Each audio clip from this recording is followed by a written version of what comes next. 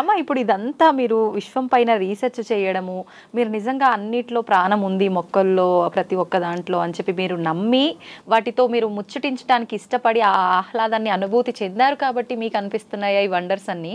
లేదు ప్రతి ఒక్కరికి ఆ ఫీలింగ్ కలుగుతుందంటారా? ఒక్కళ్ళకి చేయొచ్చు. అలా నాలాగా ఒక 10% ఈ పబ్లిక్లో కూడా చాలామంది ఉంటారు నాన్న.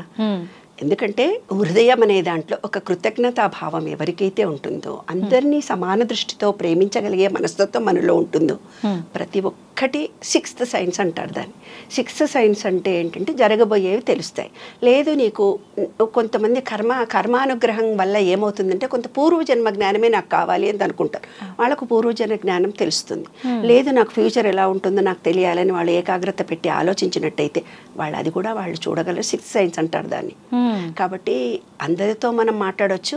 ఇప్పుడు నా దగ్గరికి 45 ఏళ్ళ అనుభవం నాన్న. ఎవరైనా వచ్చి నా ముందు కూర్చొని ప్రాబ్లమ్స్ చెప్తారనుకో, వాడు కొట్టిండు, వాడు తిట్టిండు, వాడిడిచి పెట్టిండు, అట్టిడిచి పెట్టిండు, వాళ్ళ కష్టాలన్నీ బాగా చెప్తుంటారు కదా. పింగళానాడి ఎక్కువ పనిచేస్తే అంటే చంద్రనాడి వాళ్ళకి జరిగిపోయిన విషయంలోనే వాళ్ళు బ్రతుకుతూ పోతుంటారు, యూతులకి రారనమాట. అప్పుడు నాకు తెలిసిపోతుంది వాళ్ళు కూర్చునే పద్ధతి, కళ్ళకుతో చూసే పద్ధతి, వాళ్ళు చేతులు కట్టుకునే పద్ధతి, వాళ్ళ మొహంలో ఫీలింగ్స్ చెప్పి వాళ్ళు ఎందుకు వచ్చారో నేను చెప్పేస్తాను. కొంతమంది వస్తారు, రేపొద్దున పిల్లల పెళ్ళిళ్ళు కావాలి, రేపొద్దున ఇల్లు కొనుక్కోవాలి, ఇప్పుడే పెళ్ళిళ్ళు అయిపోయినాయి, ఇన్నప్పులు జరిగిపోయినాయి, ఇంట్లో జరిగింది మేడం, రేపు మా భవిష్యత్తు ఎట్లా, నా భర్త పట్టించుకోడు, అత్తలు పట్టించుకోరు, వీళ్ళు ఈరోజు అనుభవిస్తున్నారని చెప్తారు.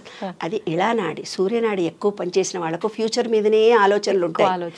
కాబట్టి గతాన్ని కానీ ఫ్యూచర్ని కానీ ఆలోచించకుండా ప్రజెంట్లో ఉండడమే ఎరక కలిగి ఉండడము, ఎరికతో పని చేయడము అంటారు నాన్న.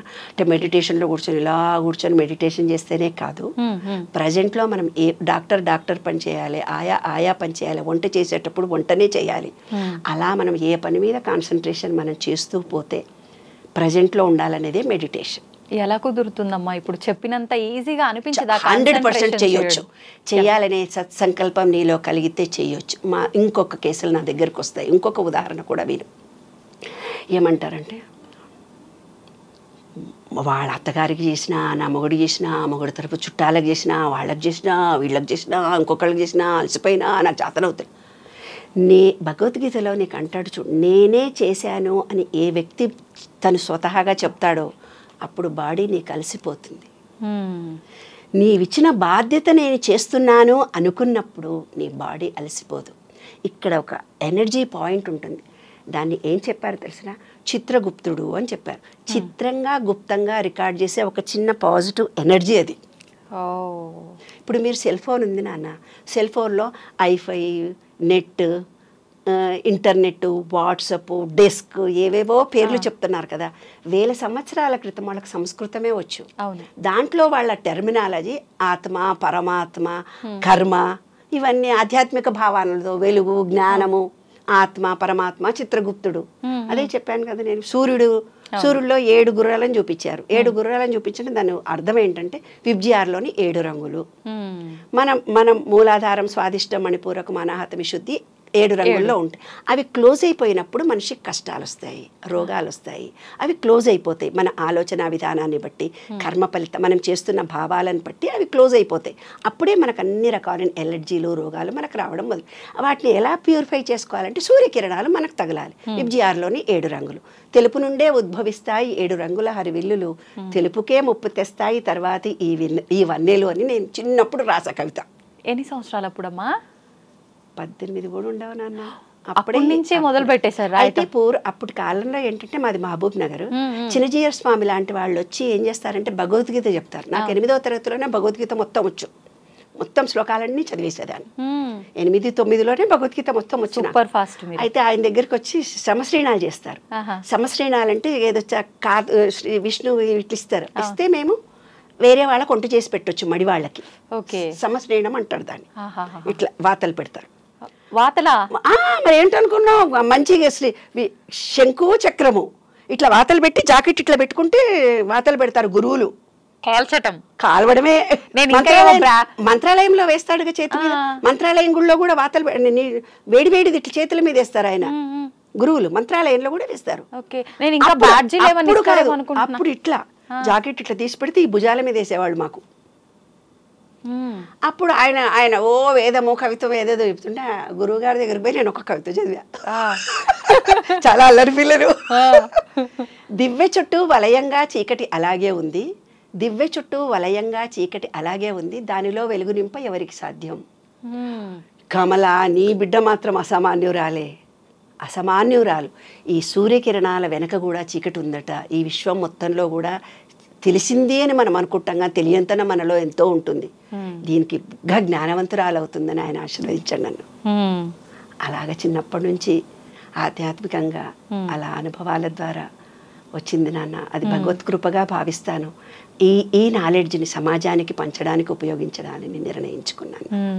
అందరు నాకు ఇప్పుడు ఫోన్లు చేస్తారు, ఈ ట్యూబ్ చూసినాం ఆ ట్యూబ్ చూసామమ్మ, మాకు ఈ రోగం ఉంది, మేము మీ అపాయింట్మెంట్, నాకు అపాయింట్మెంట్లు డాక్టర్లు ఇంకోటి లేదే బాబు, నాకేం పిఏలు లేరు ఏం లేరు, ఫ్రీ సర్వీస్. నేను ఫ్రీ సర్వీస్ చేస్తాను అంతేగాని ఎప్పుడు డబ్బు సంపాదించాలని ధోరణితో నేను చేయలేదమ్మా.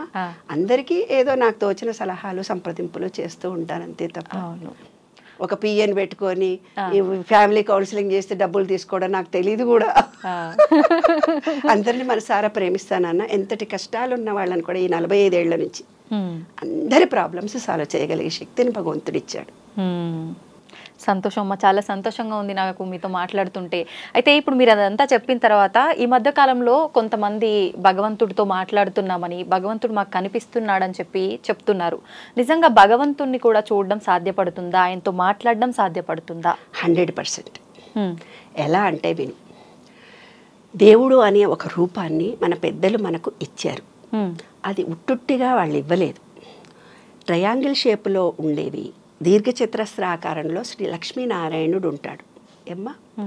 చతురస్రాకారంలో ట్రయాంగిల్ షేప్లో వినాయకుడు, సరస్వతి, లక్ష్మి ఉంటారు ఏమ్మా.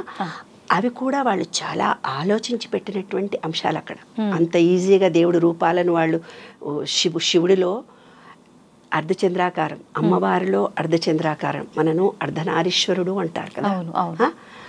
కాబట్టి ఒక రూపం అనే దాన్ని భగవద్గీతలో ఒకటే మాట చెప్పాడు మీకు. ఏమని చెప్పాడంటే, నాకు కర్మలు అంటావు, మీరు నన్ను రాఘవేంద్ర అంటే రాఘవేంద్ర స్వామి రూపంలో కనిపిస్తాను, కృష్ణ అంటే కృష్ణుడి రూపంలో కనిపిస్తాను, రామ అంటే రామ అని. మీకు ఏ గురువు నచ్చితే, లేదు ఒక చెట్టును చూసి రావి చెట్టులోనే దేవుడు ఉన్నాడు అనుకుంటే చెట్టులో కూడా కనిపిస్తాను. ప్రహ్లాదుడిది కూడా అదే కదా, స్తంభంలో కూడా కనిపిస్తాడంటే స్తంభంలో కూడా కనిపిస్తాడు. ఇప్పుడు ఊర్లలో మనకు మహబూబ్ నగర్ ఆ ఏరియాలో పూనకం వస్తుంది తెలుసా. ఆ అమ్మవారు వచ్చి నాకు దేవుడు వచ్చిండు నా ఒంటి ఊహు, వాళ్ళ సబ్ కాన్షియస్ మైండ్లో అలా జరుగుతుంది, నాకు దేవుడు వస్తాడని ఊర్లలో అందరూ మాట్లాడుకుంటుంటారు. ఆ భావాలు వాళ్ళల్లో నిలిచిపోయి ఉంటాయి. నిలిచిపోయి ఉండి ఆ మంత్రము ఆ మ్యూజిక్ రాగానే ఆటోమేటిక్గా వాళ్ళు అలా యాక్ట్ చేస్తారు. వాళ్ళకి తెలియకుండా వాళ్ళ బాడీ అలా రియాక్ట్ అవుతుంది. వాస్తవం కాదు అది, అదొక హిప్నాటిజం లాంటిది. మన మనసు ఇప్పుడు ఈత కొట్టడము తర్వాత మనకు 3 మైండ్లు ఉన్నాయి, consciousness, sub consciousness, super consciousness. కాన్షియస్నెస్తో మనం ఇవన్నీ పనులు చేస్తున్నాం. సబ్ కాన్షియస్ మైండ్ అంటూ ఒకటి ఉంది, అది ఈత చేయడము, డ్రైవింగ్ చేయడం. డ్రైవింగ్ చేస్తూ మాట్లాడుకుంటూ పోతారు. అవునా, వాళ్ళకేం తెలియదు కానీ వాళ్ళ సబ్ కాన్షియస్ మైండ్ ఏది మంచి ఏది చెడు, ఎట్లా వస్తే ఎట్లానో తిరుగుతూ పోతుంది. అది సబ్ కాన్షియస్ మైండ్ అంటే నీకు ఇంకా ఈజీగా ఉదాహరణ చెప్తారు. రాత్రి మనమంతా పడుకొని ఉంటాం, పడుకోగానే ఆ రోజు జరిగిన విషయాలన్నీ చిన్న స్క్రీన్ లాగా టీవీ కళ్ళు మూసుకొని పడుకుంటాం. కానీ స్క్రీన్ మీద అవన్నీ ఆ రోజు వాళ్ళు మనం తిట్టారు, వీళ్ళు మనం చేశారు, ఆ ఉద్యోగానికి వెళ్ళొచ్చాం, వాళ్ళు ఈ మాట అన్నారు, మనం ఈ మాట అన్నాము, అన్నీ తిరుగుతూ తిరుగుతూ తిరుగుతూ పోతుంది. దానికి సబ్ కాన్షియస్ మైండ్ అంటారనమాట. ఆ సబ్ కాన్షియస్ మైండ్ అనేది ఏం చేస్తుందంటే ఫీలింగ్ ఇస్తే కనుక, ఇప్పుడు అట్రాక్షన్ ఆఫ్ లా అని చెప్తున్నారు కదా, ఆ సబ్ కాన్షియస్ మైండ్ను మోల్డ్ చేసుకుంటే నువ్వు ఏది కావాలంటే అది జరుగుతుంది.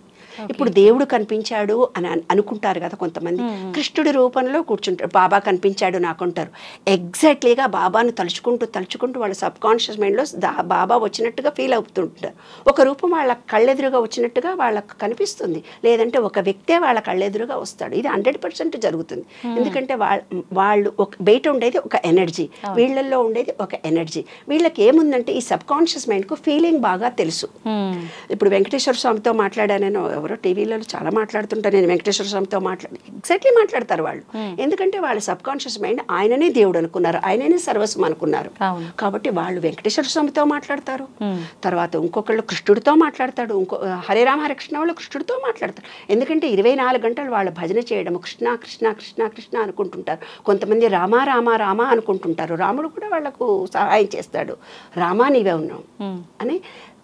ఏదైతే కొన్ని బీజాక్షరాలు దేవుళ్ళు ఉన్నారో ఏ రూపంలో మనం ఆలోచించుకుంటే ఆ రూపంలో మనకు కనిపిస్తాడు. ప్రేమ రూపంలో చూస్తే ప్రేమనే విశ్వమంతా కనిపిస్తుంది. అదంతా ఒక ఫీలింగ్ నాన్న. దేవుడు ఉన్నాడు. దేవుడు అంటే ఏంది? ఒక ఫీలింగ్. దేవుడు అంటే ఏంది? ఒక ఎనర్జీ. దేవుడు అంటే ఏంది? 100% ఉన్న ఎలక్ట్రిసిటీ ఎనర్జీ. ఏంటి? సెల్ ఫోన్ ఉంది నాన్న నీ దగ్గర, సెల్ ఫోన్కు ఛార్జింగ్ పెట్టాలి. అవును ఏమ్మా, నీ చెప్పాను కదా ఇక్కడ ఒక చిన్న చిప్ ఉంది. ఆ చిప్లో ఏమవుతుంది? నువ్వు సెల్ ఫోన్ మార్చినాక మీరు ఏమంటారు? 30% పాత ఉంటాయి మేడం దాంట్లో, మొత్తం డిలీట్ అయిపోతాయని. అట్లా మీ పూర్వజన్మ సంస్కారాలు కొన్ని 30% ఉంటాయి దాంట్లో, ఆ చిప్పులో క్యారీ అవుతాయి. ఇంకో 30% ఏమవుతాయి? నీవు ఏ కుటుంబంలో, వైశ్య కుటుంబంలోనా, ఇంకో కుటుంబంలో పుట్టినా ఆ జీన్స్ వస్తాయి. ఏ కుటుంబంలో పుట్టిన జీన్స్ పూర్వీకులు. అబ్బా నీ కళ్ళు చూస్తే అచ్చువి తాతలాగున్నావే, అచ్చువాడు తినకుండా మొండి చేస్తున్నా, ఇవ్వడట్లే చేస్తున్నావే అని అంటారు కదా. అంటే జీన్స్ వచ్చాయి 30%.